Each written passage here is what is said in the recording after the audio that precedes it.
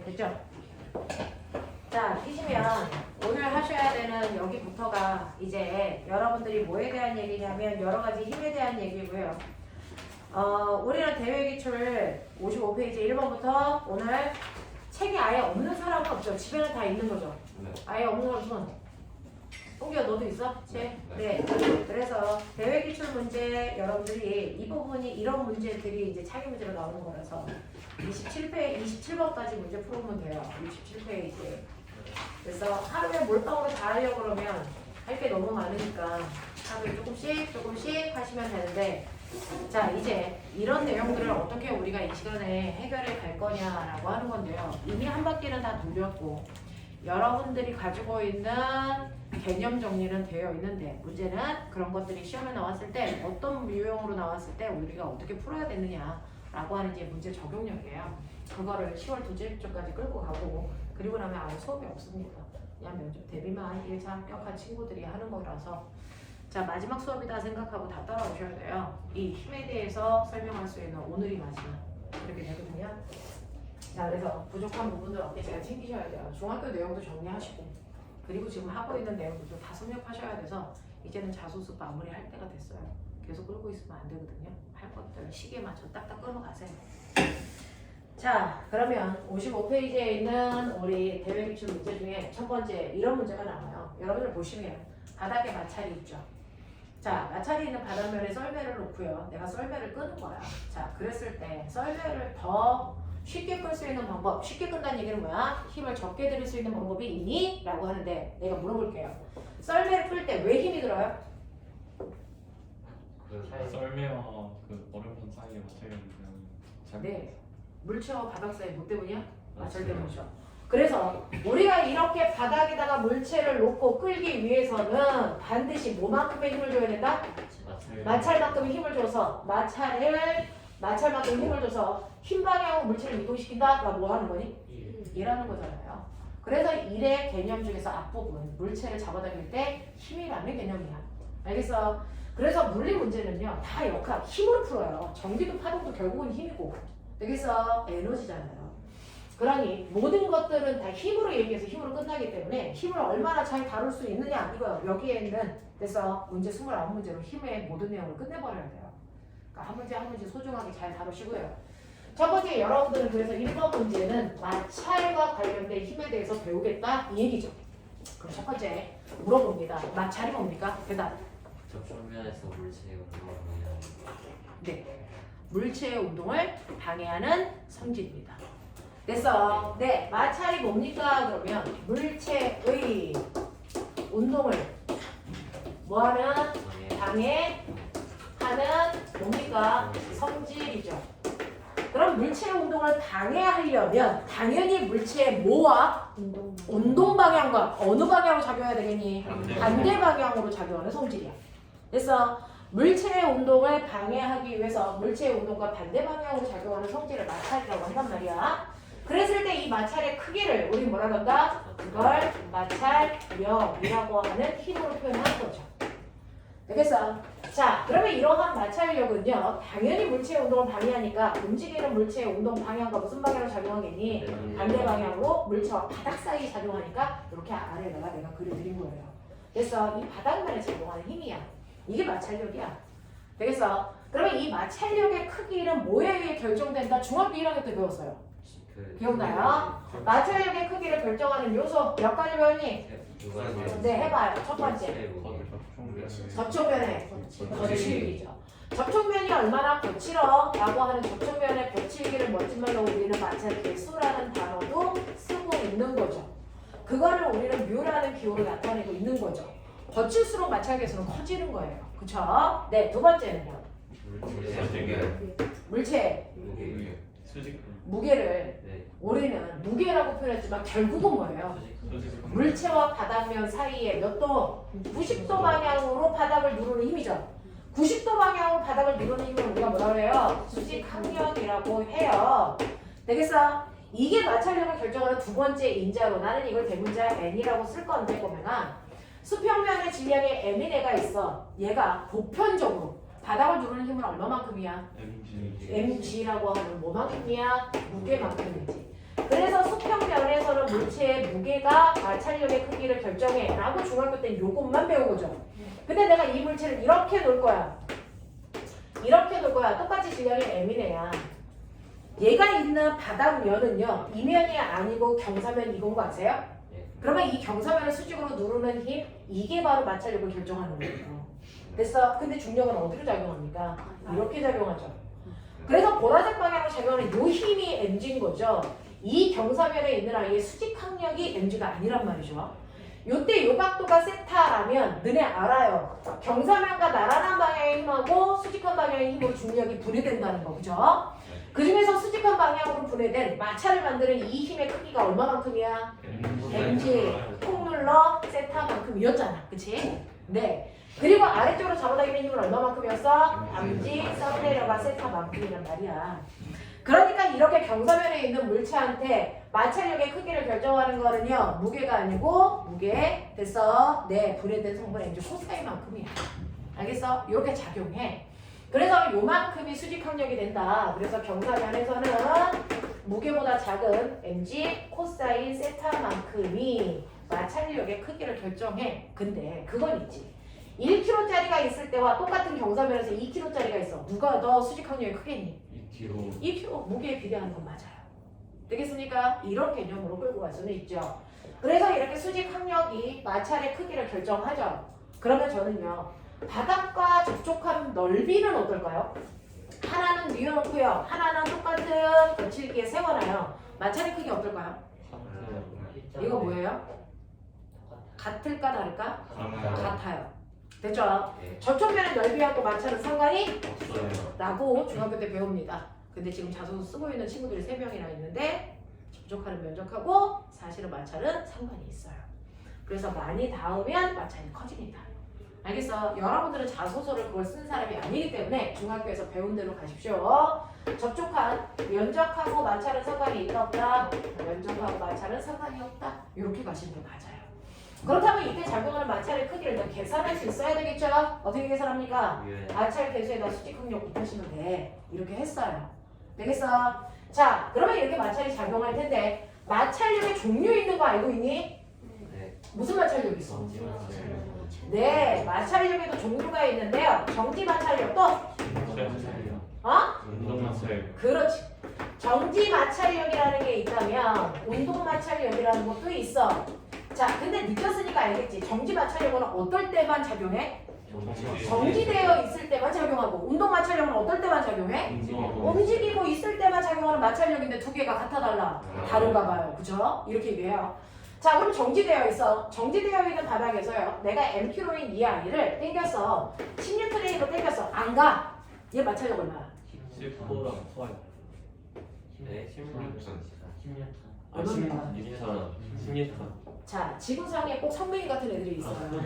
그래서 마찰력이 16톤보다 크면 26톤이라고 쳐봐. 이 새끼 어디로 가니? 뒤로. 정말 해마다 있습니다. 해마다 있습니다. 마찰력의 크기가 내가 작용한 힘보다 크면 이 새끼 뒤로 간다는 얘기야. 와. 됐죠? 월에서 필터링 하십시오. 절대 마찰력이 내가 준 힘보다 크면 안 됩니다. 되겠죠? 네. 왜? 합력이 얼마여야 정지가 돼요? 0이어야죠. 그러니까 정지되어 있을 때 마찰력은 반드시 내가 물체에다가 준 뭐만큼? 힘만큼만 작용해. 10N의 힘을 주면 마찰력 얼마 되는 거야?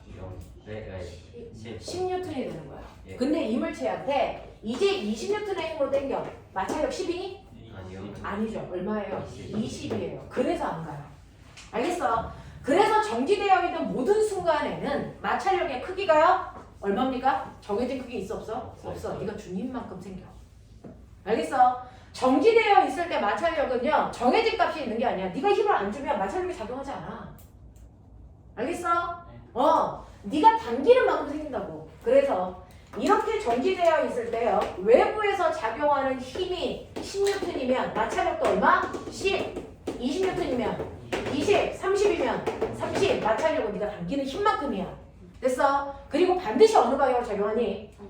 힘준 것과 반대 방향으로 작용해. 맞죠? 이 얘기를 중학교 1학년 때 배운 거 아세요? 아세요? 아시길 바랍니다. 그래서 정지되어 있을 때 작용하는 힘은요, 네가 준 힘이랑 똑같은 크기의 힘이 반대 방향으로 작용합니다. 납득하세요? 네. 이렇게 작용한다. 그래서 마찰력의 크기는 이때는 계산하는 게 아니고 네가 주는 힘의 크기를 측정해 보시면 그 자체가 정지 마찰력이에요. 근데 얘가 버틸 수 있는 한계가 있죠. 됐죠? 얘도 처음에는 버티고 있다가 제가 힘을 점점 많이 주면 어느 순간부터 움직이겠죠.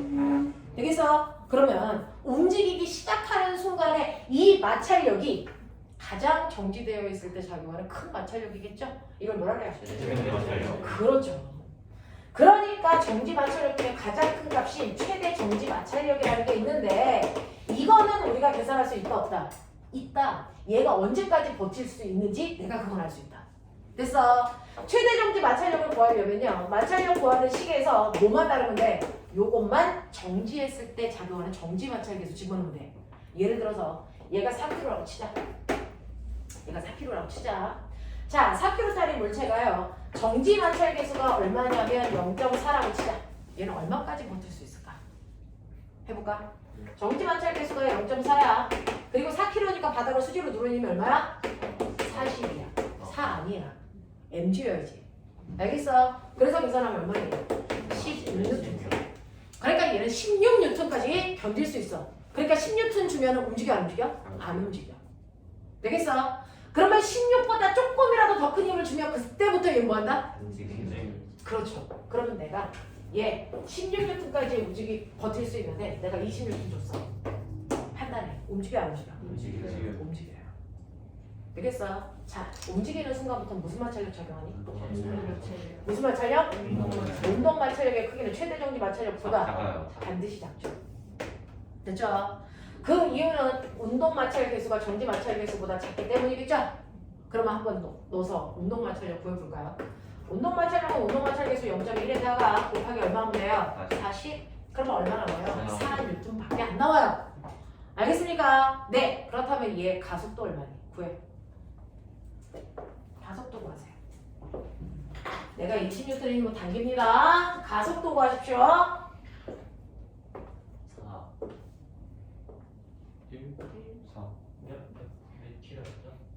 4kg. 4m/s. 얘 가속도 얼마입니까? 질량분이 뭡니까? 알짜입니다. 맞아요? 질량 얼마입니까? 4죠. 알짜이면 얼마로 갈까요? 20 마이너스 얼마로 가야 돼요? 16이야 4야? 4죠. 움직이는 그 순간부터는 운동 마찰력만 작용하죠. 되겠어? 그래서 최대 정지 마찰력은 내가 이 힘을 줬을 때 움직일 거야 안 움직일 거야 라고 하는 것만 판단하고 버리는 거죠. 이거를 계산식에 넣는 건 없습니다. 알겠어? 그래서 움직이는 그 순간부터 마찰력은 4N으로 바뀌어. 그러면 20에서 4 빼봐. 얼마 나오니? 16N 나와. 그래서 16N으로 가면 돼. 그러면 얘는 가속도가 얼마 나오니? 4 나와. 납득하니? 이렇게 가셔야죠. 무슨 말인지 알겠죠? 움직이는 그 순간부터는 무슨 마찰력으로 바뀐다? 운동 마찰력으로 바뀐다. 되겠어? 그래서 얘 가속도는 1 아닙니다. 얼마라고요? 4라고요. 이해하겠어? 그럼 나 물어볼게요. 저 운동 마찰력은 빠를 때 작용하는 마찰력이야? 느릴 때 작용하는 마찰력이야? 둘 다죠. 둘 다죠. 그래서 운동 마찰력은 물체가 움직이기만 하면 작용하는 거지 속력하고 상관이 있을까 없을까? 절대 없어요. 움직이는 모든 순간에 작용하는 마찰력입니다. 알겠습니까? 이렇게 된다라고 하는 거다. 그래서 운동 마찰력이라고 하는 것까지도 머릿속에 집어넣고 그리고 나서 가속도 이렇게 구해야 된다. 알짜 힘은 20-4. 알겠습니까? 요만큼 알짜 힘이 작용한다 라고 하는 거 머릿속에 집어넣으시면 되고 그거 가지고 나는 가속도 구했습니다. 납득하세요? 하시겠어요? 네, 이렇게 된다 라고 하는 겁니다. 자, 그렇다면 저는요 이러한 마찰이 작용할 수 있는 이런 공간 안에 이제 기본적으로 됐어. 얘한테 힘을 어떻게 줄 거냐면 비스듬한 방향으로요. 물체가 움직이는 수평 방향이 아닌 비스듬한 방향으로 물체를 잡아줄 거야. 똑같이 10N의 힘을 주더라도 얘는 각도가 30도가 있다는 얘기지. 이런 느낌인 거야. 그러면 수평으로 잡아당길 때와 비스듬히 잡아당길 때 마찰력이 달라지니? 이걸 묻는 거잖아. 달라질까? 네. 달라질까? 네. 왜 달라질까? 그 힘이 분산돼서 네? 그 마찰력이 달라져요? 네. 마찰력이 달라진다는 건 마찰을 결정하는 인자 중에 뭔가가 바뀐다는 얘기잖아요. 그러니까 쓸데없는 얘기 다 빼고 그 인자의 변화를 설명하시면 되겠죠. 네. 뭐가 바뀌어요? 수직이요. 수직 항력이 감소요. 뭐합니까? 감소. 감소합니다. 그래서 마찰력이 뭐합니까? 줄어듭니다. 그러면 수직 항력이 왜 줄는지 볼까요? 이렇게 비스듬한 방향으로 10N의 힘을 주면요. 30도의 각도로 수평 방향으로 작용하는 힘이 얼마고요? 5루트 3. 5루트 3이고요. 5루트 3이니까 대략 8.5N. 네. 그래서 네, 수직 방향으로 작용하는 힘이 얼마입니까? 5루트. 5N이에요. 그런 거면 생각해봐. 얘는 아래쪽으로 40N의 중력을 받는데 이 비스듬히 작용한 힘 때문에 위쪽으로 작용한 힘이 얼마야? 5N이야. 그러면 결국은 바닥을 수직으로 누르는 수직 항력 값이 얼마가 되니? 35N으로 40이 아니고 얼마로 줄어버려? 35로 줄어. 그래서 이게 35밖에 안 된다고. 그러면 이런 운동 마찰력이 얼마가 되니? 3.5가 되고요. 그래서 최대 정지 마찰력이 얼마가 되니?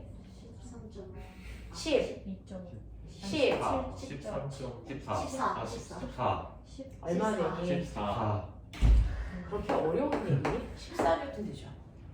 알겠습니까? 그래서 16이었던 게 얼마로? 14로. 4였던 게 얼마로? 3.5로. 그래서 위쪽 방향으로 잡아당겨주면 네 다리가 똥꼬가 살짝 들리잖니. 실제로 머리를 끄집어 당겨 보시면.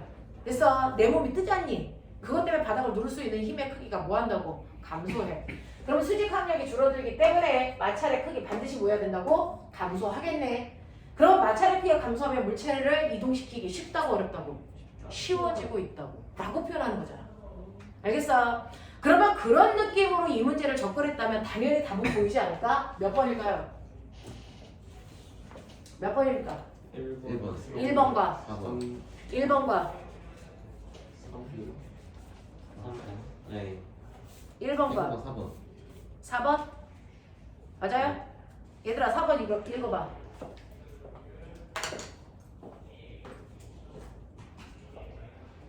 홍기야, 네. 이게 왜 4번이 맞는지 얘기해줘. 만약에 각도가 커지게 되면은 네. 수직 항력은 작아지지만 물체를 앞으로 미는 힘도 작아지기 때문에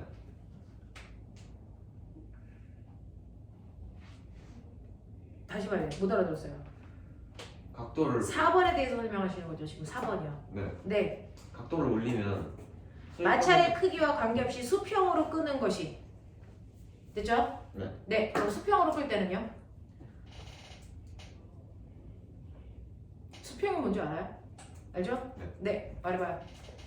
수평으로 끌 때와 비스듬히 끌 때 차이죠? 비스듬히 끌면 네. 수평보다 수직 항력은 작아지지만 네. 앞으로 미는 힘은 더 작아져요. 그래서요? 그래서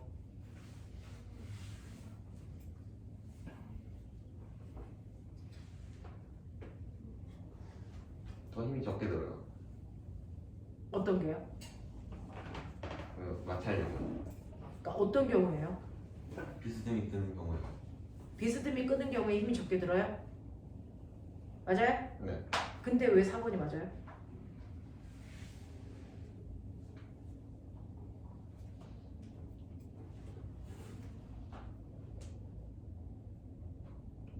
아니 맞습니다. 확실해요? 4번 맞아 틀려?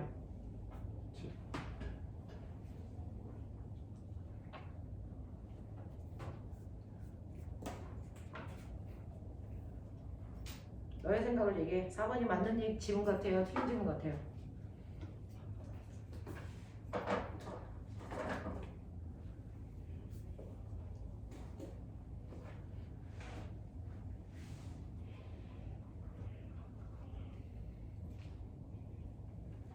맞는 것 같아요. 4번 맞는 것 같아요? 왜 맞는 것 같아요? 각도가 올라갈수록 물체를 앞으로 끄는 방향 힘은 줄어들기 때문에. 앞으로 끄는 힘이 줄어서. 네. 자, 물체를 비스듬히 잡아당기면 끄는 것이 힘이 가장 적게 든다 라고 했는데 마찰력의 크기에 관계없이 수평으로 끄는 것이 힘이 가장 적게 됩니까? 라고 했거든요.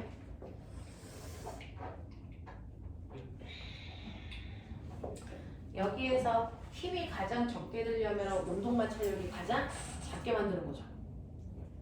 운동 마찰력을 가장 작게 만들려면 힘을 가장 많이 어느 쪽으로 줘야 될까요? 어느 쪽으로 줘야 될까요? 비슷한 방향으로 힘을 줘야 운동 마찰력을 줄일 수 있는 거 아니야?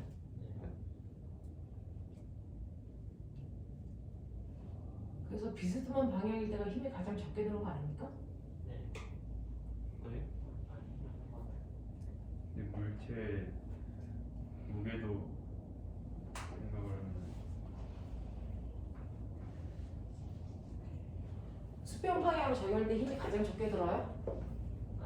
그 수직 방향으로 그러니까 각도를 크게 하면 그 힘이 분산돼가지고 수평으로 끄는 힘이 네.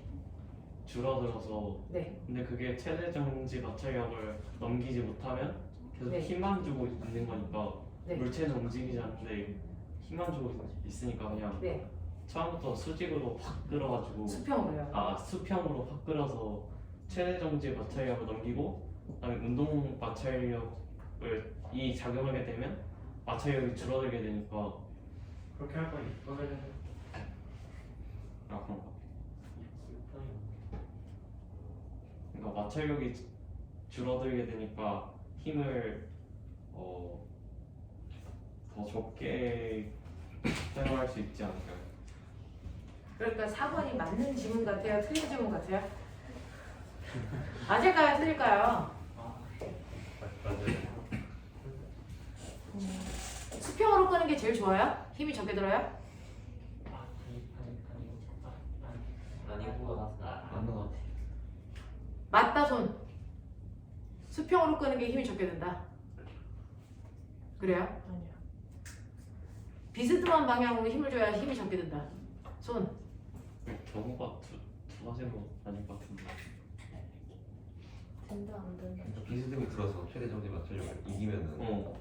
계속 못 이기면은 그냥 수평 하고. 비스듬히 끌었을 때 최대 정지 마찰력을 못 넘는 것보다 수평으로 끄는 게 힘이 적게 든다. 맞아요? 네. 그러면은 수평으로 끌 때는 얘는 얼마의 힘을 줘야 될까요? 얘는 40N 아니 얼마죠? 16N. 그러면 수직으로 힘을 주면 아니 수평 아니 비스듬한 방향으로 힘을 주면 30도요? 수평으로 힘을 주면은 16N의 힘을 주면 움직이죠. 네. 그래서 그러면 비스듬한 방향으로 16N의 힘을 주면 얘를 16N의 힘을 수평으로 주면은 그때까지 안 움직여요. 네. 맞죠? 그럼 비스듬한 방향으로 16N의 힘을 줬을 때 움직이냐 안 움직이냐 판단하면 되는 거예요? 맞아요? 네. 그럼 비스듬한 방향으로 줘봐요. 16N의 힘을 주면 움직이나 안 움직이나 해보세요. 그럼 되잖아요.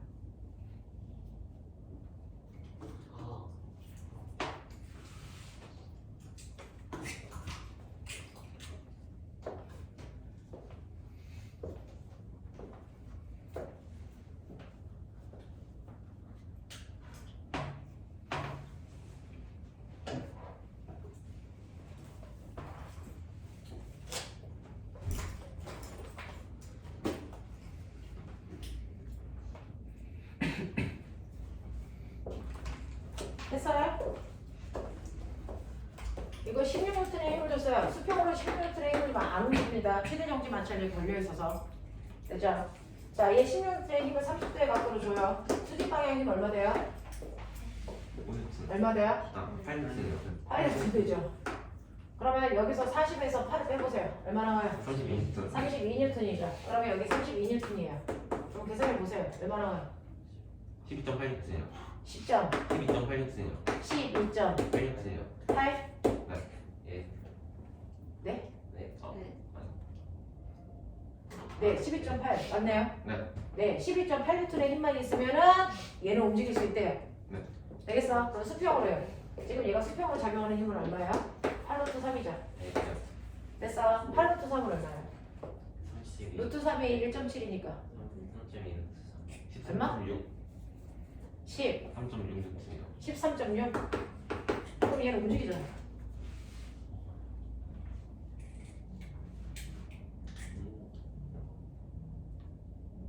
그러면 이게 더 쉬운 거 아니야? 그렇네요. 가능하겠어요? 되겠냐? 그래서 그럼. 너네가 의심스러운 거 있으면 수치식으로 계산해보면 되잖아. 그러려고 물리배우는 거야. 해봤잖아. 됐어. 수평으로 작용하면 얘는 최소 16보다 큰 힘을 줘야 돼요. 16주만 안 움직여요. 그러면 그걸 비스듬한 각도로 줬을 때 움직이는지 안 움직이는지 확인해보면 되잖아. 그래서 내가 확인해 봤더니 비스듬한 힘을 똑같이 줬을 때 비스듬한 각도일 때 얘는 움직이고 쟤는 안 움직인다는 거지. 그럼 움직이기 쉬운 건 뭐야? 비스듬한 방향으로 힘주는 거지. 됐니? 납득이 되니? 네. 되겠습니까? 그래서 비스듬한 방향으로 힘을 줄 때가 물체를 움직이기가 더 쉽다라고 하는 1번 문제 맞아 틀려? 너 계속 줄 거야? 자, 그래서 썰매를 끄는 각도가 클수록 마찰력은 작아진다. 맞아 틀려? 그거 맞고요. 3번에 마찰력이 클수록 수평면과 큰 각도로 끄는 힘이 적게 든다라고 했어요. 수평과 큰 각도로 끄는 것이 힘이 적게 든다. 맞아 틀려요? 맞아요. 이거 맞는 거죠. 그래서 3번이 맞으면 4번은 뭐 해야 돼요? 틀려야 되죠. 그럼 반대되는 개념이니까. 알겠어요? 그리고 답은 1번과 3번으로 가시면 되겠어요. 납득이 되길 바란다. 네. 자, 그래서 마찰력이라고 하는 힘이 이런 거고요. 실제로 물체가 움직일 때 마찰이라는 게 작용하지 않는 공간은 실제로 존재할 수 없어요. 우리가 중학교 시험 문제를 풀 때만 마찰이 없는 공간이 있는 거죠. 실제로는 마찰은 다 작용합니다. 그 마찰은 이런 성질을 가지고 있어요. 알겠습니까? 자, 그 다음에 2번 문제.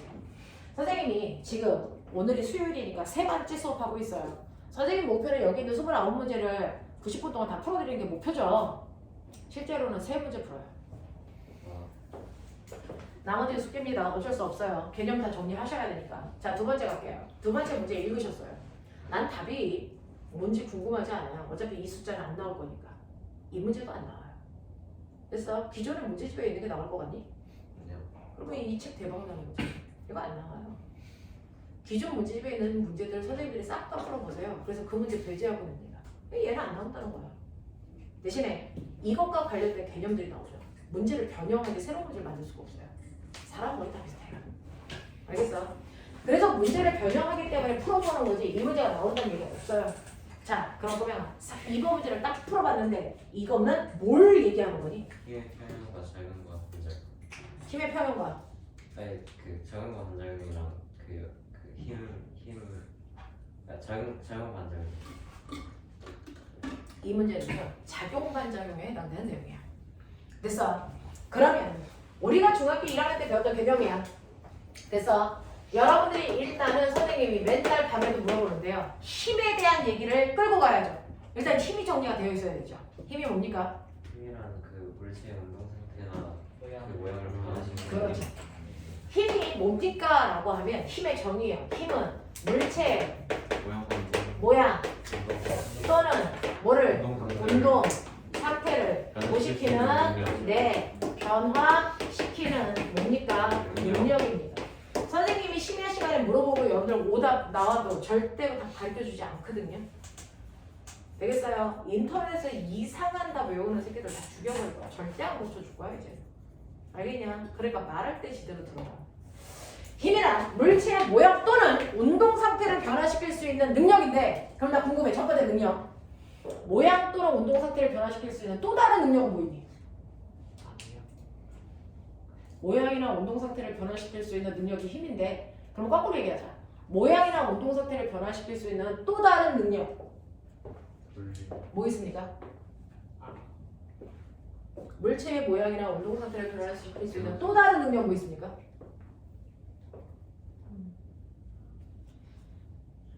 없습니다. 물체의 모양과 운동 상태를 변화시킬 수 있는 유일한 능력이 뭐라고요? 힘이라고요. 되겠죠? 깔끔하게. 물체의 모양이나 운동 상태를 변화시킬 수 있는 유일한 능력이 힘이야. 어떤 애가 그러더라? 열가에도 변해요. 열을 가하면 그 열이 뭘로 변환되는 거야? 힘으로 전환시켜서 변화시키는 거야. 결국은 힘이야. 알겠어? 그래서 이런 식으로 여러분들이 보시면요. 물체의 모양이나 운동 상태를 변화시킬 수 있는 능력인데 그 능력이 힘밖에 없다라는 분명한 개념을 가지고 가셔야 어떤 식으로 문제가 나와도 그 문제를 풀어나갈 수 있는데 그럼 보면 실제로 힘 줬는데요. 모양이 바뀌었어요. 됐죠? 힘을 줘서 어떤 물체의 모양을 바꿨다. 자, 모양을 바꾸는 건 무슨 말을 뭐 시켰다 그러니? 그냥 변형시켰다 그러죠.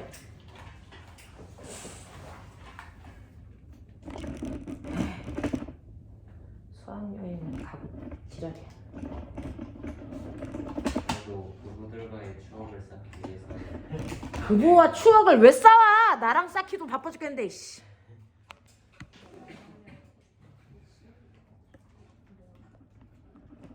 자, 점사면서 찍고 있어요.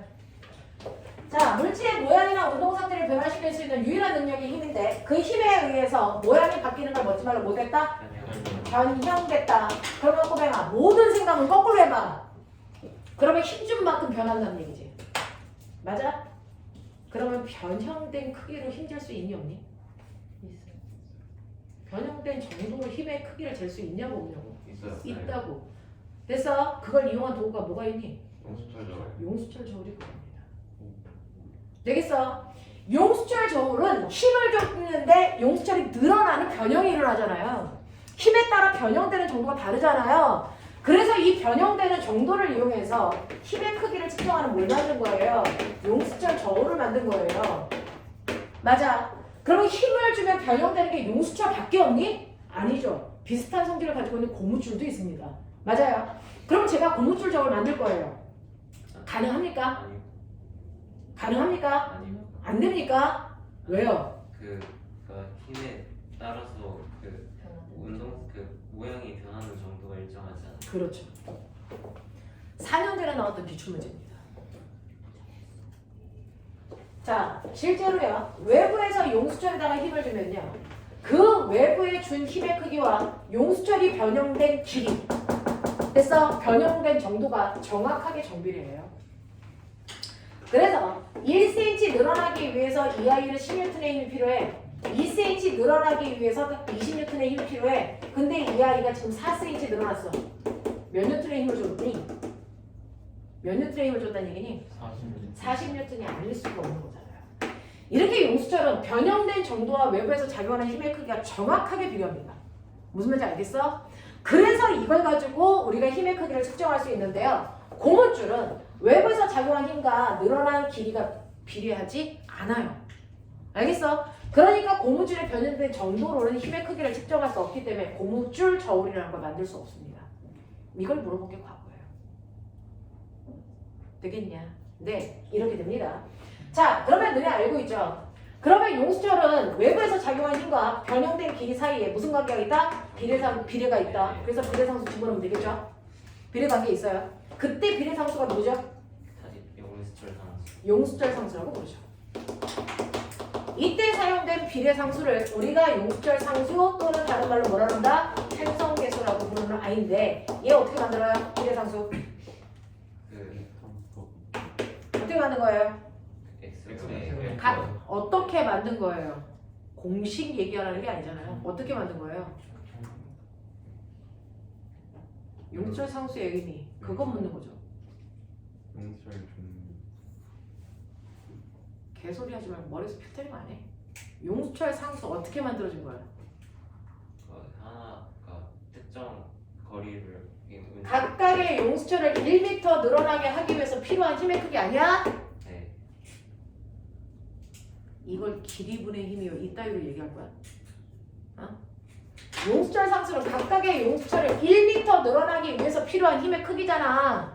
그래서 A라는 용수철은요 1m 늘어날 때 필요한 힘이 100N이래요. 그러면 얘의 용수철 상수가 100이라는 얘기를 수만 번째 하고 있다. B라는 용수철이 1m 늘어날 때 필요한 힘이 10N이래요. 그러면 B의 용수철 상수는 10이죠. 그러면 똑같은 크기의 힘을 줘요. 누가 더 잘 변합니까? B가 훨씬 더 잘 변하죠. 몇 배 잘 변합니까? 10배 잘 변하죠. 용수철 상수의 크기 비율이 10대 1이면 같은 크기의 힘을 줬을 때 늘어난 길이 비율이 얼마입니까? 1대 10이거든요. 그러니까 곱하면 힘의 크기가 같잖아요. 네. 알겠습니까? 이렇게 된다고요. 되겠어? 그럼 꼬맹아 이 그래프에서 용수철 상수 어디니? 기울기. 기울기죠. 이 기울기가 용수철 상수를 의미하고 있다. 알겠습니까? 이렇게 표현했고요. 이 그래프의 면적이 뭡니까? 그 1. 그 탄성 포텐셜 에너지. 네, 단성 에너지죠. 어떻게 구해요? 2분의 1 kx 제곱. 알겠습니까? 이 넓이가 삼각형 넓이잖아요. 가로는 x고요. 세로는 힘이니까 kx잖아요. 알겠습니까? 그래서 탄성 위치 에너지 구하는 식이 2분의 1 kx가 저 넓이 구하라는 얘기잖아요. 알겠습니까? 자, 이렇게 되더라. 그래서 이렇게 힘을 주면 물체는 변형될 수 있다. 그 변형되는 정도가 외부에 작용한 힘의 크기와 비례한 용수철을 이용해서 우리가 힘의 크기를 측정합니다. 그래서 여러분들 체중계 안에도 뭐 들어있어요? 용수철 저울이잖아요. 됐어? 단지 이거를 예쁜 포장지로 싼 것 뿐이지 용수철 저울이잖아요. 체중계가. 알겠어? 탄성력 이용한 거예요. 알겠냐? 외부에 따라서 모양이 바뀌는 성질을 이용해서 만든 거라고요. 자, 그 다음에 두 번째 갈게요. 힘을 주면 모양도 바뀌지만 뭐도 바뀌니? 운동 상태도 바뀌어. 그 운동 상태가 몰리게 하는 거니? 빠르기와 방향이지. 자, 그러면 힘을 주면 무조건 빠르기와 방향은 동시에 바뀌어야 되죠? 아니 아닙니까? 그러면 힘을 주면 어떻게 바뀌어요? 힘을 줄 때요. 운동 상태 주면 뭐가 바뀔 수 있어요? 빠르기만 바뀔 수도 있고요. 두 번째, 방향만 바뀔 수도 있고요. 세 번째, 네, 빠르기와 방향이 모두 바뀔 수도 있네요. 그러면 이거 조절은 뭘로 합니까? 힘이 그렇죠. 쉴 때 여러분들이 이걸 조절할 때 해야 되는 건 바로 뭡니까? 운동, 방향과 그렇죠. 그냥 방향이라고 대답하시면 안 되는 거잖아요. 뭐의 방향을 이라고 하는 거죠. 운동 방향과 힘의 방향 사이의 관계를 조절하는 거죠. 그 중에서 빠르기만 바뀌게 하고 싶으면 됐어? 운동 방향에 어느 방향으로 힘을 줘야 돼요? 그렇죠. 나란한 방향으로 힘을 줘야 되는데 나란한 방향이라는 건 뭐를 함축한 말이에요? 나란한 방향은 뭘 얘기해요? 운동 방향과 힘의 방향이 같다. 운동 방향과 힘의 방향이 같은 방향을 나란한 방향이라고 하는 거예요? 같거나 정반대인 거. 같거나 반대 방향을 합쳐서 나란한 방향이라고 하는 거잖아요. 그러면 같은 방향으로 힘을 줘도 되고 반대 방향으로 힘을 줘도 빠르기만 바뀐다는 얘기겠죠. 같은 방향으로 힘을 주면 빠르기가 빨라지는 대표적인 예가 뭐 있어요? 이런 개새끼들이 거기다 등가속도 집어넣으면 포물선도 등가속도인데 이 새끼야! 뭐라고 해야 돼? 자유낙하라고 얘기하지. 자유낙하는 물체가 떨어질 때요. 운동 방향과 얘가 받는 힘이 뭐야? 받는 힘이 뭐야? 받는 힘의 이름이 뭐야? 중력. 같은 방향이잖아. 빠르기만 빨라지잖아. 됐어. 이 경우에 대표적인 얘 뭐 있어? 연직상반 운동이 있지. 연직상반 운동은 물체를 던졌는데 그래도 힘은 중력받잖아요. 그래서 속력이 느려지는 거잖아요. 되겠어? 방향 바꾸고 싶어요. 어떤 방향으로 힘주면 돼요? 솔직히 어떤 방향으로 힘주면 돼요? 어떤 방향으로? 이년 눈이 그냥 이런 멍청한 년이 그냥 하루에 와서 내가 이걸 한번 먹어야 과학학원에 왔거나 이런 생각이 들지? 심장 떨어지는 애는 다른 거 꽂고 수업은 계속 해야 될 거 아니야? 잠겠어? 에휴 흘린다. 자, 방향 바꾸고 싶어. 어떻게 하면 돼? 조직 방향. 네? 뭐? 운동 방향. 그렇지! 제대로 대답해. 운동 방향과 다 얘기해! 왜 문장을 흐들어? 힘의 방향. 그렇지! 운동 방향과 무슨 방향? 힘의 방향이 무슨 방향? 서로 네, 서로 무슨 방향? 수직. 수직한 방향으로 힘을 주면 방향은 바뀌어. 대표적인 얘 뭐 있어? 원운동. 등속, 원운동. 원운동! 맞아. 그러면 등속 원운동 할 때야. 어떤 애가 등속 원운동 해? 운동 방향은 어느 방향이야? 96 아니 그 원원 운동 방향은 원의 접선 방향입니다. 머리에서 먼저 필터링하고 얘기할래? 노인네 힘들어 죽겠는데? 운동 방향은 원의 무슨 방향? 접선 방향. 힘의 방향은? 원의 중심 방향. 가운데 방향? 중심이랑 당신 같은 년이. 원의 무슨 방향? 중심 방향. 이 둘이 몇 도? 90도. 아무리 면접을 가도 나처럼 미친년은 없거든요. 여기서 견디면 돼요. 면접 가서 이 사람 바로 이런 분위기는 없어요. 거기 가면 되게 성격 좋은 너처럼 보이는 아줌마 아저씨들 많아요. 견딜 수 있어? 하이트 다녔는데 이거보다 더 악한 환경이 있겠니? 찍지 마. 손으로 써.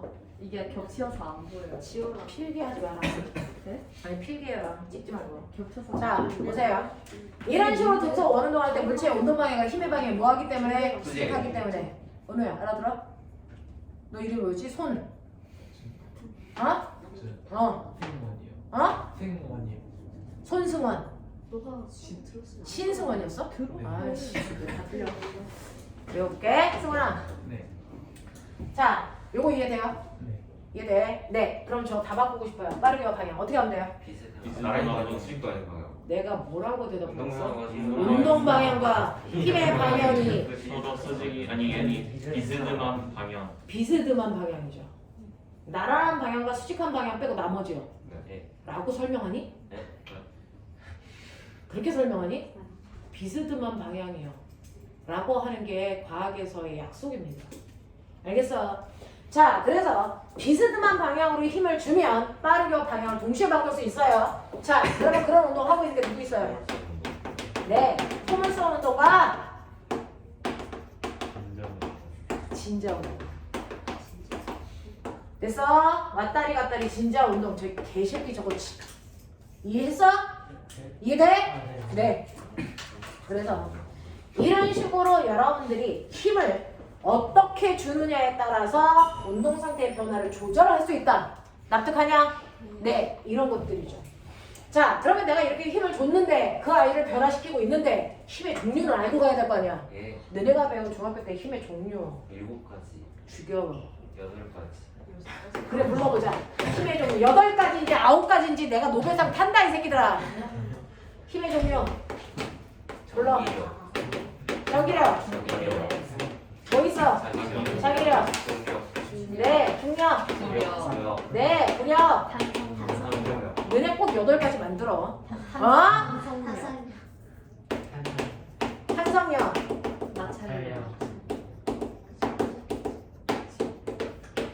마찰력 이제 2개 남았어. 불러. 어떤 개새끼가 8개 했어? 아니 저 7개라고. 그럼 그 한 개 누군데?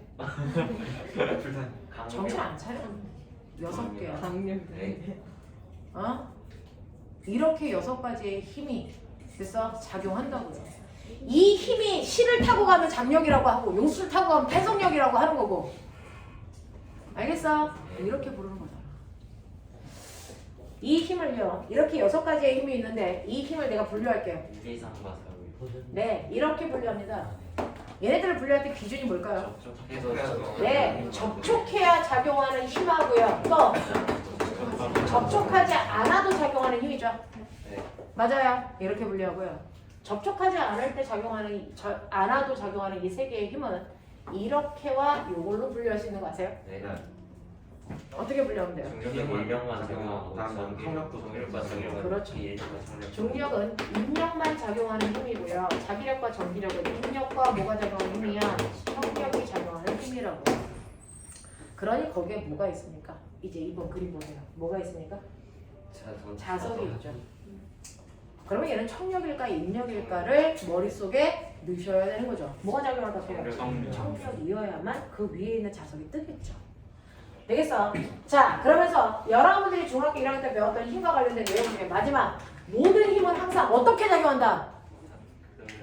모든 힘은 항상 어떻게? 쌍으로 작용한다. 쌍이라는 건 몇 개 얘기하니? 2개. 그렇죠. 모든 힘은 항상 2개의 힘이 동시에 생긴답니다. 그 동시에 생긴 2개의 힘에 이름을 붙인 거야, 사람들이. 뭐라고? 작용과 반작용의 두 힘이라고 이름을 붙이는 것 뿐이겠죠. 납득해? 자, 작용과 반작용의 두 힘의 관계, 어떤 관계 있어? 평형이 아니에요. 크기는 안 같고 방향은 반대인 두 힘이죠. 예. 됐어? 그럼 이 두 힘이 작용 반작용은 같은 물체에 작용합니까? 아니면 반드시 다른 물체에 작용합니까? 말은 반드시 다른 물체에 작용합니다. 됐어? 서로 다른 두 물체 사이에 됐어. 작용과 반작용의 두임이 이런 식으로 작용하는 거죠. 같은 물체의 작용과 반작용이 작용할 수 있냐? 내가 이렇게 쳤어. 지금 어떤 힘이 작용하냐? 불러. 손이 칠판을 쳤다라는 게 작용이면 반작용은? 칠판이 설정에 들어서요. 서로 다른 물질 사이에 상호작용하는 힘이에요. 상호작용하는 힘. 넌 지금 누구랑 상호작용하고 있니? 지구랑요. 아 나랑요? 승설이랑. 이건 매력이라고 하는 7번째 힘이죠. 그러면 선생님이 쟤를 매력을 끌어당기면 쟤도 선생님을 재료 매력. 없어. 이건 약간 가상의 힘인가 봐. 반작용이 없는 힘일세. 자, 이렇게 되는 거야. 알겠어? 그래서 작용 반작용의 두 힘이 작용하고 있고요. 이 작용 반작용의 두 힘은 합력이 얼마입니까? 네, 말실수. 면접을 보러 가는데 말실수가 어디 있어 이 새끼야! 그 일을 그렇지. 우리 학원은 아이를 씩씩하게 키워요. 하이스트 졸업하면 군대도 갈 수 있어요. 아. 자, 선생님 군대 조교 출신. 네? 진짜요? 그래? 딱 봐. 군대 갔다 온 것처럼 보이지? 자, 가라는 16층 있고 16층 있는 데서 네, A, B 두임. 이 두임의 관계는 어떤 관계예요? 그러니까 평형 관계. 이렇게 같은 물체에 작용하는 두임은요 합력을 보여주는데 서로 반대 방향으로 작용하니까 합력이 얼마 돼? 0이죠. 이렇게 서로 다른 두 힘의 합력이 0이야. 합력을 0 만드는 두 힘 사이의 관계를 멋진 말로 뭐라 그러냐면 우리는 힘의 평형관계의 두 힘이다 이렇게 얘기해요. 근데 이 두 힘은 합력을 0 만들 수 있니 없니? 없어요. 서로 다른 물체에 작용하기 때문에. 그래서 얘네들은 힘의 평형관계의 두 힘이 아니고 무슨 관계의 두 힘이다? 작용과 반작용의 두 힘이다 이렇게 표현합니다. 알겠어? 자 그러면 선생님 아 오랜만에 수업하니까 좋네요. 아 맨날 자소 쓰니까 스트레스가 막 쌓여서 죽을 뻔했는데 확실히 강사는 수업을 해야 돼요. 자 이렇게 저울이 있어요. 저울이 있어서 여기에 이렇게 자석이 있고 나무 토막 위에 또 하나 자석이 이렇게 되어 있는데 여기에 A라는 자석이 지금 어떤 상태? 어떤 상태? 정지 상태. 그래서 정지 상태이기 때문에 힘의 무슨 상태? 평형 상태. 합력이 얼마? 0인 상태 이거죠. 자 이렇게 지구상에 있는 모든 물체는요. 지구가 잡아당기는 뭘 받니? 중력 받죠. 300g만큼 중력 받고 있을 거 아닙니까? 네. 되겠습니까? 물론 여기다가 중력 가속도 곱하셔야 되는데 300g으로 표현되어 있으니까 중력을 300g에 해당되는 중력을 갖고 있어. 네. 근데 얘가 정지 상태잖아. 그럼 반드시 어떤 일이 있어야 돼? 얘와 반대 방향으로 같은 크기의 힘이 작용하고 있다는 거지. 네. 이거의 정체가 뭐란 얘기야? 상력. 바로 누구의 정력? 자석과의 정력, 자기력이 작용한다는 거지. 청력 방향으로. 알겠어? 청력 방향으로 자기력이 작용하는데 모든 힘은 항상 쌍으로 작용하잖아요. 그럴 거면 생각해봐. B가 A를 민다지. 네. 그럼 그거의 반작이야. A가 B를 뭐한다? 민다. 민다예요. 되겠습니까? 그러면 A도 자기가 받은 힘만큼 밀겠죠. 얼마? 300g에 해당되는 힘을 밀겠죠? and B도 뭐가 있어요? 수직항. B도 뭐 있어요? 중력이죠. 얼마의 힘을 갖고 있어요? 300g에 해당되는 거 갖고 있고요. 여기 나무판도 중력 있죠. 얼마의 힘을 들고 있어요? 50g. 그러면 결국은 이 체중계에 가리켜야 되는 총 무게는 몇 g에 해당되는 힘을 가리켜야 됩니다. 650g에 해당되는 무게를 가리키고 있으셔야 돼요. 예. 납득합니까? 그래서 꼬매가 애들이 생각하는 거 이 새끼 허공에 떠있기 때문에 이 체중계의 영향을 안 줄 것 같죠. 하지만 자기가 떠있기 위해서는 자기의 무게와 똑같은 힘으로 바닥을 뭐하고 있다? 밀고 있다. 그렇다면 여기에 떠있는 이야기가 그래서 만약에 새라면 기억나니? 이렇게 무게를 재는 체중계 위에 세 장이 있고요. 거기 위에 새가 이렇게 정지돼서 떠 있어요. 하늘에. 그러면 새가 여기에 이렇게 밟고 있을 때와 떠 있을 때 누가 더 무거울까요? 같아요. 똑같아요. 왜? 새의 무게가 100g이면 100g만큼 지구가 잡아당기는 떠 있어야 되잖아. 그러면 얘는 위쪽으로 작용하는 100g의 힘을 받고 있죠. 네. 누구로부터 받을까요? 공기. 공기에 저항이죠. 알겠습니까? 네. 그래서 공기가 누구를? 새를 100g으로 밀죠. 그럼 그거의 반작용. 새가 공기를 얼마의 힘으로 누릅니까? 100g의 힘으로 공기를 누르면 공기는 체중계 바닥을 누르겠죠. 예. 그러니까 땅바닥을 밟고 있던 이 아이가 허공에 떠 있던 저 세장의 무게는 변화가 있다 없다? 없습니다. 납득하겠어? 작용 반작용이야. 이해돼? 근데 내가 여기에 있는 이 자석을요. 자, 위에 있는 이 자석을 그냥 나무 토막에 놓는 게 아니고 벽에다가 이렇게 실을 통해서 묶어놨다 이렇게 합시다. 그건 좀 됐어. 그리고 밑에 자석이 있습니다. 이 상황을 두 개로 만들게요. 이렇게 만들게요. 여기에 나무 토막은 없으니까 50g은 없어요. 300g, 300g이에요. 되겠어? 자, 그러면 얘는요. 되겠어? 무게가 얼마냐면 350이야. 오, 신기해. 얘는 무게가 얼마냐면요. 얘는 무게가 250이야. 이 상황을 설명해봐. 극이 다른.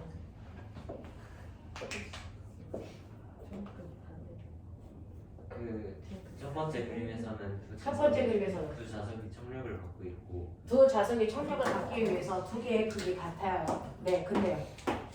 그래서 그 일단 그 위쪽에 있는 자석은 그러니까 위쪽에 고정되어 있어가지고 trọng力에 의해서 그 정제인 그러니까 그 밑에 있는 체중계랑 관련이 없는데 위에 있는 자석이 밑에 있는 자석을 밀어내면서 체중계 이제 무게가 증가해. 지금 정확하게 표현하셨는데요. 아까는 허공에 떠있기 위해서 반드시 그 아이의 무게만큼 공기를 눌러줘야 되잖아요. 근데 얘는 지금 자기가 스스로 떠있는 게 아니고 실에 매달려 있죠. 그러면 얘 무게가 300g이라고 치면 실이 잡아당기는 힘이 얼마야? 300이기 때문에 공기가 떠받드는 힘이 반드시 필요합니까? 그렇지 않죠. 그래서 얘 무게랑 얘 무게, 그 체중계의 무게는 전혀 상관이 없습니다. 되겠어? 단. 그러면 얘도요. 됐죠? 얘가 누르는 힘을 별도로 안 받으니까 자기의 중력만 300만 누르면 될 거 아니야. 근데 얘 병은 300이 아니고 350이 50이 늘었어. 그러면 자기 무게 말고 자석이 누르는 방향으로 50N의 힘을 줬다는 얘기잖아. 그러니까 자석이 눌러줘야 되니까 뭐야? 얘 눌러? 얘도 밀겠지? 뭐 trọng力이 작용해야 되니까 같은 극이야. 알겠어? 이 얘기야. 근데 요거의 극만 요렇게 나. 그러면 요번에는 뭐가 작용하지? 인력이 작용하지. 그러면 얘는요. 그래서 얘 무게가 300이라서 300g을 눌러야 되는데 인력이 작용하는데 극만 바꾸면 자기력의 세기는 변하니 안 변하니? 안 변해. 얘 자기력의 세기 얼마니? 50이야. 그럼 그대로 50이 무슨 방향으로 작용하니? 인력 방향으로 이렇게 작용해. 그러면 여기 체중계 눈급이 얼마가 돼야 돼? 250이야. 납득돼? 기현아 심장 떨어졌어? 근데 왜 이렇게 가슴을 만지고 있어 야하게. 아 야한 새끼 진짜. 저거를 통 안에 넣으면 묶어버리는 누구를 믿어? 그러니까 쟤를 중요한 건 얘가 벽에 매달려 있냐 허공에 떠 있냐의 차이예요. 여기서 허공에 떠 있으려면 그만큼의 뭐가 필요하다? 부력. 아 그냥 혼자 떠 있으면 네.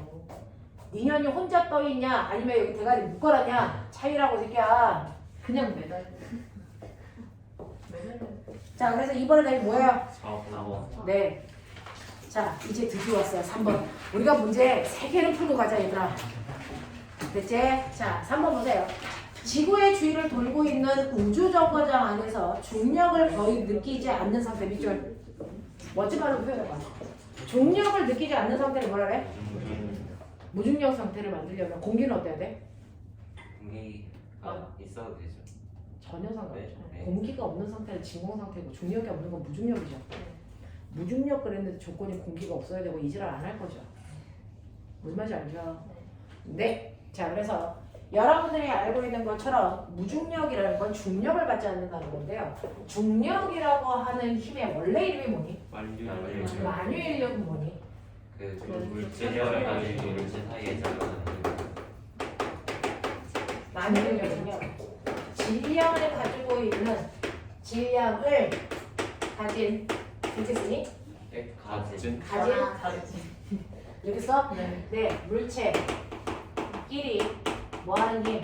당기는 힘. 맞아. 질량을 가지고 있는 물체들끼리 서로를 당기는 힘을 우리가 만유인력이라고 하죠. A라는 물체의 질량을 우리는 RPM이라고 하고요. B라는 물체의 질량을 스몰 m이라고 하고요. 두 물체 사이의 거리는 어디에서 어디까지 됩니까? 무게 중심. 중심. 네, 무게 중심에서 무게 중심까지 또는 질량 중심에서 질량 중심까지의 거리를 R이라고 하겠죠. 무게 중심이랑. 그랬을 때, 네? 무게 중심이랑 질량 중심이랑 차이가 그게 차이가 있어요. 원래는 차이가 없어야죠. 무중력으로 가면 차이가 있죠. 무중력으로 가면 무게 중심은 없죠. 질량 중심이 있는 거죠. 예. 네, 지구에서는 구분을 안 하겠지만 거시적인 안목에서 구분이 있겠죠.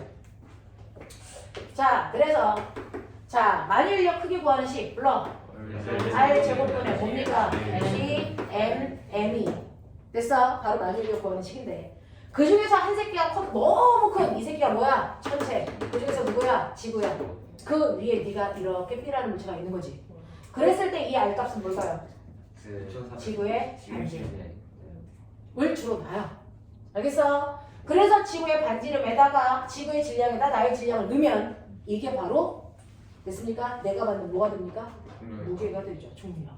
됐어? 그게 바로 무게가 된다 이 얘기예요.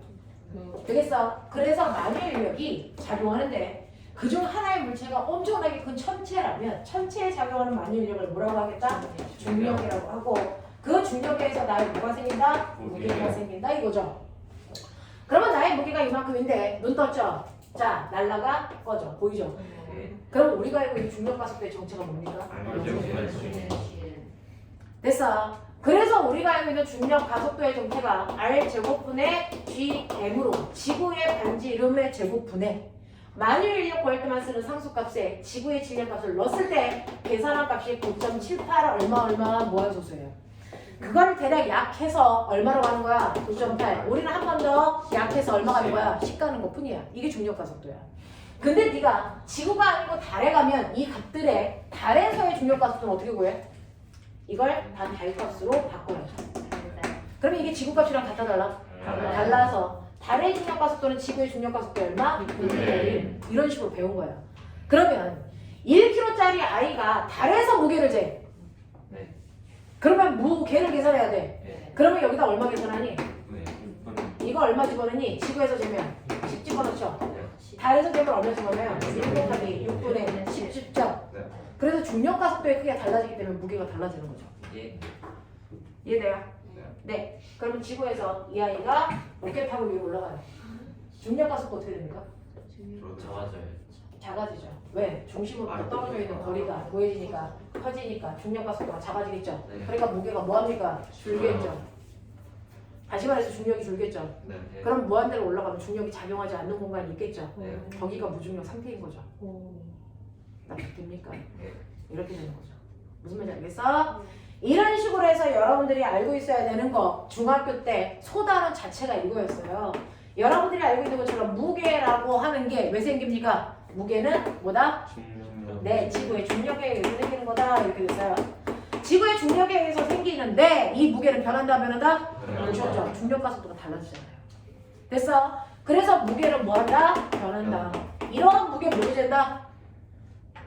아, 용수철 아까 배웠다. 용수철 저울로 잰다. 용수철 저울로 무게를 쟀을 때 단위 그 뉴턴. 뉴턴 예. 또는 킬로그램 중 이게 무게단위죠. 그러면 이거와 유사한 것 같지만 전혀 다른 애가 있다. 누구냐? 질량. 질량이다 이거죠. 자 그러면 무게라고 하는 건 중력의 크기죠. 질량은 뭐의 크기예요? 어? 정지광적인 그 물체가 가지고 있는 고유한 양은 뭐에 의해서 생긴 양이냐고 새끼들아. 정지광적. 정지관성의 크기라고. 알겠어? 질량은 정지관성의 크기예요. 이건 장소에 따라 변해 안 변해? 안 변해. 내가 궁금한 게 있는데 1kg짜리가 무중력 공간에 가 질량이 있어 없어? 있어요. 정확하게 그대로 있습니다. 알겠어? 그러니까 질량이라는 건 장소에 따라 변하지 않기 때문에 우리가 멋진 말로 뭐라 그러니 고유한 값을 가지고 있어. 장소에 따라 안 바뀌어. 이렇게 얘기하는 것 뿐이지. 알겠어요? 그러니까 우주에 가도 질량은 그대로 있다. 정지관성의 크기니까. 안 변한다. 이게 무게와 차이점이다. 자, 그러면 이러한 질량은 뭐로 되니? 양팔절 또는 이점 시점으로 잴 거고 잰 후에 단위 킬로그램이죠. 알겠어? 뉴턴 절대 쓸 수 없다고요. 알겠어? 이렇게 된다. 그러면 이런 식으로 무게와 질량이 만들어졌어? 나 질량 재고 싶어요. 무중력 공간이 우주에서 잴 수도 있고요. 지구에서도 잴 수 있어. 상관없어. 됐어? 자, 질량을 알 수 있는 방법을 다 얘기해 보세요. 질량도 크기와 모양이 같아. 겉보기에는 질량이 누가 더 큰지를 알 수 없는 두 물체가 있다고 치자. 하나는 EM이고 하나는 M이야. 알겠냐? 질량을 비교할 수 있는 방법. 질량 분석기에 돌려요. 예, 질량 분석기에 돌리시면 됩니다. 근데 질량 분석기에 돌리기 위해서 질량 분석기가 뭔지 알죠? 예, 저번 주에 했을 때 못 들었어? 네, 수소 동위원소. 네, 질량 분석기에 돌리려면 일단은 어때야 되니? 전화를 두고 있어야 돼요. 뭐 있어야 돼요? 자기장이 있는 공간에 저 A라는 물체와 B라는 물체는 그냥 던지면 전기 안 뛰면 그냥 직방으로 나가요. 의미가 없어요. 얘를 뭐 시켜야 되니까? 대전시켜야 대전시켜야 돼요. 돼요. 전기를 뛰게 대전시켜요. 그래 놓고 됐어? 던집니다. 그래 놓고 똑같은 속력으로 던집니다. 똑같은 전하량을 뛰게 할 겁니다. 전하 똑같아. 알겠어? 속력도 똑같아. 던지세요. 알겠어? 그랬을 때 이 전기를 뛰나요? 이 안에 들어가도 뭡니까? 돌죠. 그랬을 때 돌 때 그 반지름이 생기겠죠? 이 반지름의 크기 어떻게 구하는 거예요? 여기만 이렇게 B 큐분의 M V죠. 됐어? 네. 그래서 비켜라 멤버가 이렇게 외우라는데 자기장식이 똑같고 전하량 똑같고 던진 속력 똑같아. 그럼 반지름의 길이가 뭐다? 질량이다. 그래서 얘 반지름과 얘 반지름을 비교하면 반지름의 비율이 2대1로 나오겠죠. 알겠어? 네, 질량 분석이요. 되겠니? 이걸로 분석하시는 거예요. 또요. 무중력 상태에서 두 물체를 충분시켜야 네, 무중력 상태에서 둘을 탕 하고 충돌하면 왜 알 수 있는 건데? 그 가속도 네, 같은 힘을 차가 줬을 때 서로 다른 두 물체를 쾅 하고 충돌시키면 됐어. 굳이 충돌시켜야 되는 이유가 있다는 거죠. 왜요? 정직원 서로 다른 물체를 쿵 하고 충돌시키면 두 물체 사이에 작용하는 힘의 크기가 반드시 어떻다? 같다. 내가 따로따로 힘을 주면 힘의 크기가 다른데 서로 다른 두 물체, 야 다물어. 서로 다른 두 물체를 쾅 하고 충돌하는 순간 작용과 반작용의 힘에 의해서 둘이 받는 힘의 크기 반드시 어떻습니까? 같죠. 그러니까 A라고 하는 물체가 받는 힘이나 B라고 하는 물체가 받는 힘의 크기 똑같은데 한 놈은 질량이 2M이고 한 놈은 질량이 M이야. 그럼 가속도의 크기요. 누가 더 큽니까? B가 더 크죠. 2배 더 크죠. 얘 가속도는 A인데 얘 가속도 얼마입니까? 2A죠. 그럼 가속도가 큰 게 어떻게 나타나는데? 속력 변화 그러니까 속력 변화량이 더 크죠. 네. 그렇다면 더 빨리 움직여서 더 멀리 가겠죠. 그래서 서로 다른 물질을 충돌했을 때 더 멀리까지 튕겨나가는 아이가 반드시 뭐하다? 가벼워합니다. 알겠습니까? 네, 가장 많이 쓰는 방법이고요. 또 우리가 그동안 INI를 배웠던 모든 것들이야. 돈 주고 배웠으면 티집네. 못에 이렇게 떨어뜨리면 바뀌는 점. 네. 뭐라 그러냐? 중력이 있는 공간이어야 돼요. 중력이 있는 공간에 같은 높이의 두 물체를 이렇게 놓습니다. 같은 바닥에 똑같은 못을 이렇게 박죠. 그럼 얘네들이 뭐가 다를까요? 들어가는 뭐가 다를까요? 예. 뭐가 다릅니까? 위치 에너지가 다르죠. 예.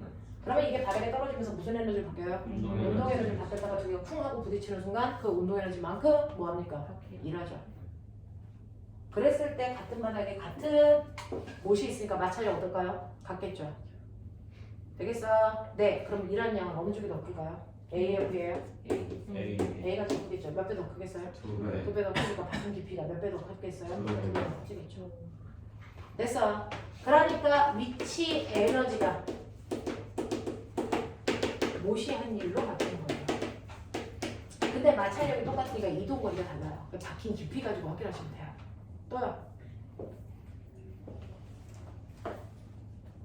이렇게밖에 수업할 수 없어요. 이거 다 따다다닥 할 수도 없고요. 거기 있는 개념 다시 잡아봤자 창의 문제 못 풀어요. 그러니까 생각하시라고요. 그동안 배운 모든 것들을 머리에서 뽑아내시라고요. 파동 파트, 전기 파트 상관없어. 다 뽑아내라고. 또 뭐 있을까요? 병신. 대전체 만들었어. 이 세 개 꺼내서 달아요. 아 내가 제일 싫어하는 단어가 그 아야. 네. 이거 어떻게 돼? 이것도 많이 내려와요. 얘네들 둘 다 플러스니까 청각 작용하겠죠? 네. 그럼 어떻게 합니까? 비가 좀 많이 밀려나요? 밀려 나가는데요. 작용하는 전기력의 세기는 누가 더 커요? 같아요. 같죠. 작용 반작용이니까. 되겠어. 자기력의 세기는 똑같은데요. 아니 전기력의 세기는 똑같은데 무거운 애는 많이 움직여 조금 움직여. 조금 움직이니까 얘가 움직인 각도 이거밖에 안 돼요. 근데 얘는 많이 움직이니까 이렇게 되겠죠. 휘어진 각도 보시면 되죠. 질량도 알 수 있죠. 하겠냐? 질량과 관련된 것들 많이 배웠잖아요. 문제 제대로 푸셨으면 다 기억나잖아요. 이런 식으로 비교하면 돼요. 됐어. 실제로 여러분들 전기력은 무중력 상태에도 똑같이 작용하잖아요. 무슨 말인지 알아? 무중력에서 얘는 쓸 수 없지만 나머지 다 쓸 수 있잖아요. 질량 분석기도 중력하고 상관없어요. 전기력 다 작용한단 말이야. 무슨 말인지 알아? 또요. 야, 또 있을까? 용수철 진자운동 주기. 맞아요. 아예 용수철에 이렇게 매달아요. 예. 됐어. 한 놈은 2M짜리를 매달고 한 놈은 뭐짜리를 매달아요? M짜리를 매달아요. 자, 얘를 똑같은 길이만큼 잡아당겼다가 탱 하고 나요. 그럼 얘 뭐합니까 그때부터? 띠그덩 요거 단지동도 하겠죠. 네. 그랬을 때 용수철에서 주기 구하는 식 T는 2파이 루트 K분의 K분의 M이죠. 이때 둘의 2파이 상수랑 똑같고요. K는 용수철 상수인데 같은 용수철이기 때문에 상수가 똑같아요. 그러니까 얘가 움직일 때 주기가 M일 때와 무슨 차이예요? 2M일 때 차이. 루트일 때 달라져요. 주기가 무거울수록. 알겠습니까? 이걸로 확인하시면 돼요. 주기? 그럼 진짜 주기로도 확인할 수 있어요? 말해요. 그 2파이 루트 질문을 진짜의 주기는 어떤 얘기를 때문에 여기가 M일 때와 여기가 2M일 때 주기 어떠니? 저희 상관없어요. 똑같아요. 네. 진짜의 등식성이죠. 2파이 루트 5m 지분의 열로 질량하고 구간해요. 이걸로는 질량을 확인할 수 없어요. 알겠어? 또요!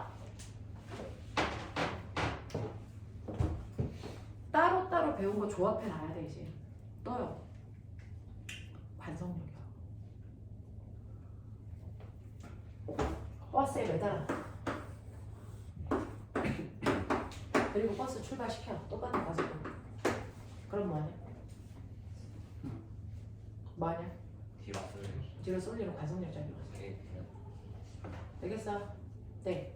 그랬을 때 같은 힘을 줬을 때 쏠리는 각도가 같을까 다를까? 다르죠. 되겠습니까? 네. 이런 것들로도 확인을 할 수가 있겠죠. 그래서 이렇게 질량을 측정할 수 있는 방법들 여러 가지.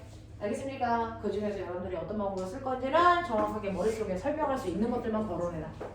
알겠냐? 네. 자, 그럼 한번 꼬매 한번 봐봐. 이런 식으로 이제 중력과 질량을 구별을 못 하시면 안 됩니다.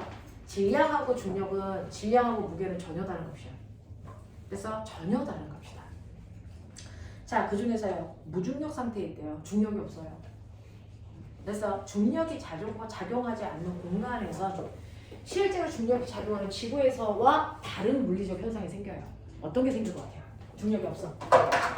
말해봐. 중력이 없는 곳은 이럴 것 같아요. 말해봐. 뭐 어떨 것 같아? 물이요. 물이. 너네 물방울 떨어뜨려봐. 어떤 모양이야? 그려봐. 동그라.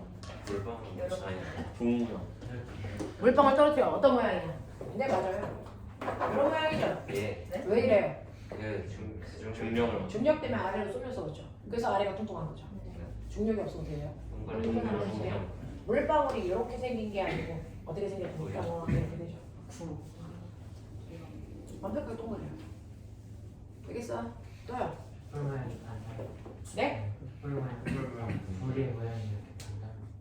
불의 모양이 촛불 어떤 물? 촛불. 아, 촛불. 버스 촛불도요. 물방울하고 똑같아요. 밀도 차이.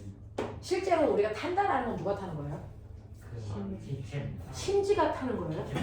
이제 심지가 타면 여기만 이렇게 하고 있어야 되는데 불방울 불꽃 모양이 이렇게 되는 거 아니에요? 여기서 누가 타고 있는 거 아니에요? 누가 타는 거예요? 기체 상태의 양초가 타고 있는 거잖아요. 근데 그 기체도 중력받으니까 아래로 쏠렸잖아요. 그래서 불꽃이 아래로 뭉툭한 거잖아요. 물방울 똑같잖아요. 근데 중력이 작용 안 하면 불꽃이 동그랗죠. 그러면 이 불꽃은 어떻게 될까요? 중력이 작용 안 해. 공기는 충분히 있어. 저 양쪽 어떻게 될까요? 반달 공기 충분해. 근데 중력이 없어. 내가 양쪽 켰어. 어떻게 될까? 공기 충분한데 켰는데 네, 어떻게 될까요? 꺼질 것 같아요. 바로 꺼져요. 공기가 충분해도. 왜 그럴까요? 산소 공급이 안 돼서. 안 들려! 아니 산소 공급이 잘 안 돼서. 산소 호흡이 왜 안 될까요? 그 기체 부분이 주위에서 이제 못 나와가지고 산소가 못 들어가요. 그럼 지구에서는 왜 안 꺼져요? 네? 그러니까 기체의 중력이 끌어당기고 있어요. 그러니까 그 열을 받으면은 그 위 쳐다봐. 위 쳐다봐. 왜 거기가 위야? 네? 왜 거기가 위야? 왜 거기가 위야? 중력과 반대 방향이라서. 무조건 중력과 반대 방향으로 우리가 위라고 하죠. 네. 위와 아래의 구별은 누가 만든 거야? 방향. 중력이 만든 거야. 그러면 올라가고 내려가고는 누가 만든 거야? 중력이 만든 거야. 가벼워지면 올라가고 무거워지면 내려가고 이거 뭐야? 이거 뭐라 그래? 가벼워지면 올라가고 무거워지면 내려가는 걸 뭐라 그래? 가벼운 아이는 올라가고 무거운 애는 내려가는 걸 뭐라 그러니? 그걸 뭐라 그러니? 대류현상. 정신 안 차리냐? 대류라는 자체를 누가 만든 거냐? 중력. 그러니까 중력이 없으면 대류가 일어날 거 아니야. 그러니까 저기가 탔을 때 무슨 기체가 발생하니? 이산화탄소 발생하는데 지구에서 대류 때문에 걔가 밖으로 빠지고 산소가 공급되는 거죠. 그럼 이산화탄소가 빠져나갈 수 있니 없니? 바로 꺼져. 납득이 되냐? 이런 것들이 중력에 의한 거지. 알겠어? 자, 3번까지는 풀자. 네. 답이 뭘까? 2번 3번 1. 아니 1번 2번 성의껏 1번 설명해 드렸거든요. 1번, 2번, 3번. 납득하겠니? 이렇게 중력 때문에 나타나는 현상도 이해해보자. 알겠어? 그러면 물과 기름을 섞으면 어떻게 되니? 네? 물과 기름을 섞으면 어떻게 되니? 이게 있잖아. 네. 기름이 위에 뜨고 물이 어떻게 돼? 아래로 내려가요. 그러면 우주에서 그 짓 하면 안 돼요. 그러니까 기름을 먼저 넣으면 기름이 밑에 있어요. 반드시 물이 밑으로 내려갈 이유가 없다는 얘기지. 그럼 섞여 안 섞여? 그걸 왜 안 섞여? 네? 무중력인데? 그러니까 극성이랑 무 섞인다와 섞인다와 안 섞인다는 중력이 만드는 게 아니고 극성이 만드는 거죠. 물은 극성이고 기름은 무극성이라 중력하고 상관없어. 항상 안 섞여. 하지만 집어넣는다고 해서 물이 밑으로 내려가진 않아. 기름 먼저 집어넣으면 기름이 그냥 거기 있는 거야. 대류가 안 일어나. 무슨 말인지 알겠지? 여기까지 할게요. 빨리 차 타고 가자.